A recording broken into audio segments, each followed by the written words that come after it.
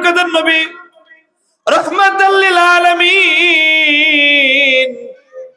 সাহাবীর পেটের মধ্যে নবীর হাতের লাঠি মোবারক দিয়ে একটা গুতা দিলেন, একটু আঘাত করলেন, একটু পেছনে যাওয়ার জন্য নির্দেশ করলেন। সাথে সাথে সাহাবী বলে, ইয়া রাসূলুল্লাহ, আমি ব্যথা পেয়েছি।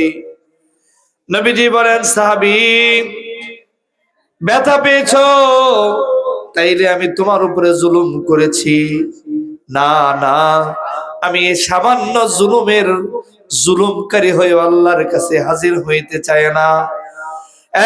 সাহাবী, এই নাও আমার হাতের লাঠি, তোমার হাতে দিয়ে দিলাম, তুমি তোমার পেটের মধ্যে যে আঘাত আমি করেছি তার বদলা নিয়ে নাও। সাহাবী তো হলো দামদাতাদের আখিরাত কামাই করা, জোরে কোন ঠিক কিনা?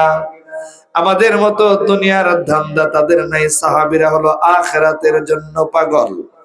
সাহাবী সুযোগ পেয়ে বলে, ইয়া রাসূলুল্লাহ, ইয়া হাবিবাল্লাহ, যেহেতু আপনি আমাকে যে আঘাত করেছেন তার বদলা নিতে দিয়েছেন, আমাকে যখন আমার পেটের মধ্যে যখন আপনি আঘাত করেছিলেন তখন আমার পেটে কোনো কাপড় ছিল না।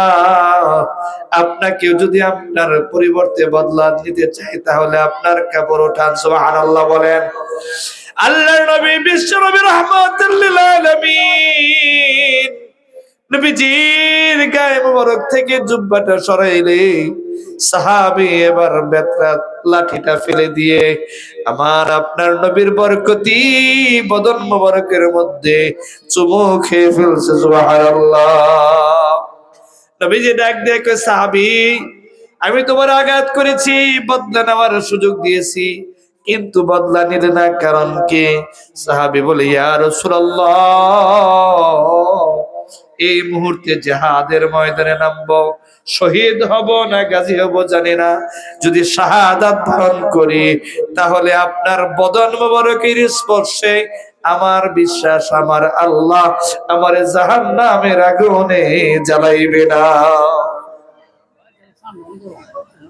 এ আমার ভাইরা, আমার আপনার নবী জন্ম থেকে ইন্তেকাল পর্যন্ত জুলুমের শিক্ষা দেন নাই, কখনো সামান্য পরিমাণ জুলুম করেন নাই।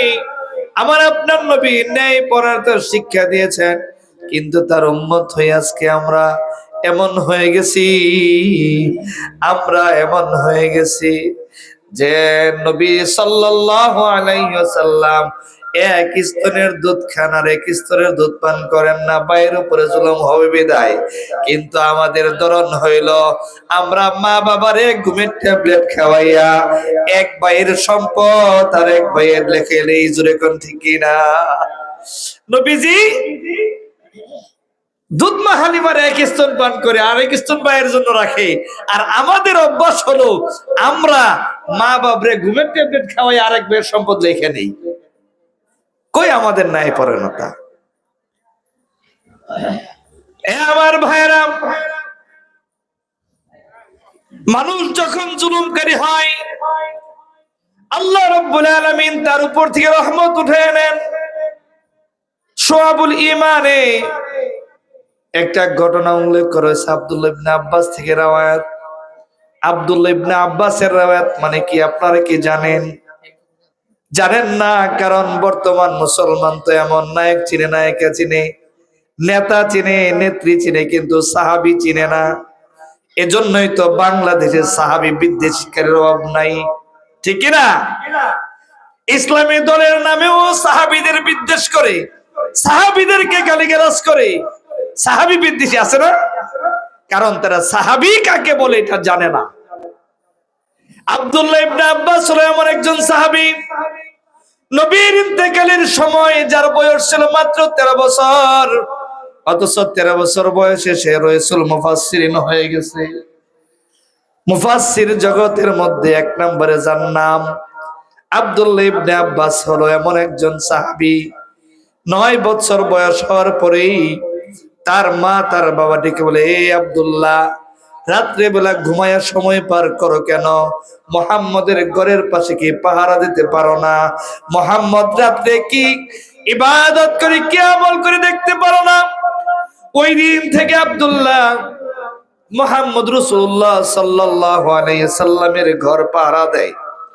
নবীজি সাল্লাল্লাহু আলাইহি সাল্লাম ইস্তেনজায় গেলে আব্দুল্লাহ এবার ওজুর পানি আইনা সামনে দাঁড় করায় রাখে। নবীজি ডেকে বলে, এত সুন্দর ওজুর পানি কে রাখছো? আব্দুল্লাহ বলে, ইয়া রাসূলুল্লাহ, আমি রাখছি ওজুর পানি। নবীজি হযরত আব্দুল্লাহকে বুকের মধ্যে জড়াইয়া দোয়া করে, আল্লাহুম্মা ফাক্কিহু ফিদ্দীন, আল্লাহুম্মা ফাক্কিহু ফিদ্দীন। আব্দুল্লাহ রে সিনার মধ্যে দয়াল নবীজি দোয়া করে কিতাবের মধ্যে লিখে এমন ভাবে নবীর সিনার মধ্যে লাগাইছে, নবীর সিনার এলেম গুলো ফটকপি হইয়া আব্দুল্লাহ ইবনে আব্বাসের সিনার ভিতরে ঢুকে গেছে। সুবহানাল্লাহ। যার জন্য 13 বছর বয়সে হয়ে গেছে রাইসুল মুফাসসিরিন। বলেন না সুবহানাল্লাহ। শুধু তাই নয়, 17 বছর বয়সে হযরত ওমর যখন খলিফাতুল মুসলিমিন, উমরের খেলাফত আমলে উমরের মন্ত্রিসভার অন্যতম দায়িত্বশীল ছিলেন এই আব্বাস, হযরত আব্দুল্লাহ ইবনে আব্বাস। বলেন না সুবহানাল্লাহ। হযরত উমরকে জিজ্ঞেস করে আমির আল মুমিনিন এই 17 বছরের যুবককে মন্ত্রিসভায় রাখলেন, কারণ কি? হযরত উমর বলে, এই মিয়া, আব্দুল্লাহর কাছে এমন এলেম আছে, নবীর এলেম, যেই এলেমে যদি আমি উমর কখনো বিপদগামী হই তাহলে আমার ঘাড় ধরে বলবে, এইভাবে নয় বরং নবী এইভাবে বলেছেন। সুবহানাল্লাহ বলেন। আব্দুল্লাহ ইবনে আব্বাস থেকে বর্ণনা করেন, এক বাদশাহ শিকারে গেছেন, রাত্রি হয়ে গেছে, কোথায় যাবে? সাথে এক নেককার কাঠুরিয়ার বাসা। গল্প গুজব নয়, বরং তাফসিরের কিতাবের ঘটনা। এই কাঠুরিয়ার বাসায় গিয়ে মেহমান হয়েছে। এখন বাদশাহ পরিচয় দিলে ওখানে থাকার মতো ব্যবস্থা নেই। মুসাফিরের হালাতে গিয়ে উঠছে, ভাই আমি মুসাফির, আমার জায়গা দেন। মুসাফির পেয়ে কাঠুরিয়া নেককার মানুষ থাকার জন্য ব্যবস্থা করলেন, খাবারের ব্যবস্থা করবেন। সন্ধ্যা হলে এবার তার গরুর পাল আসছে।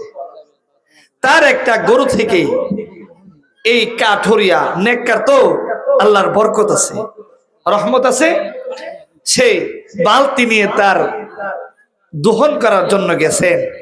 তো বাদশাহ তাকায় দেখতেছে যে একটা গাভী থেকে 30টা গাভীর পরিমাণ দুধ দহন করছে। সুবহানাল্লাহ বলেন। বাদশাহ মনে মনে খুব জাগছে, রে আমি বাদশার দরবারে না এমন ভালো গাভী থাকবো, এক গাভীতে এত দুধ বেরোয়, এটা নিয়ে যেতে হবে। তবে আজকে কেমনে নেই, আজকে তো যদি বলি কেমন হয় না, তার করে মুসাফিরে থাকলাম না, পরে আসবো। বাদশাহ চলে গেছে। 7 দিন পরে বাদশাহ ওই নিয়তে আসছে যে গাভীটা নিয়ে যাবে। আইসা আবার মুসাফিরের হালাতে ওই কাঠুরিয়া রেনে গেছে। গিয়ে বলতেছে, ভাই আমি মুসাফির। তো কাঠুরিয়া বলতেছে, দোস্ত ওই গত সপ্তাহে আসছিলেন, হ্যাঁ এই দোস্ত, দোস্তের ব্যবস্থা করতে থাকা।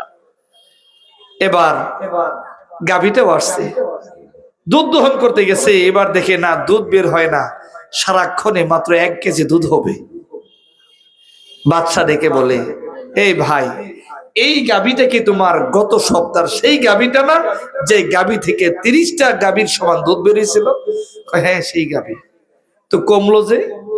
কয় 7 দিন যাবত কমতে কমতে আজকে এই জায়গায়। সুবহানাল্লাহ বলেন না।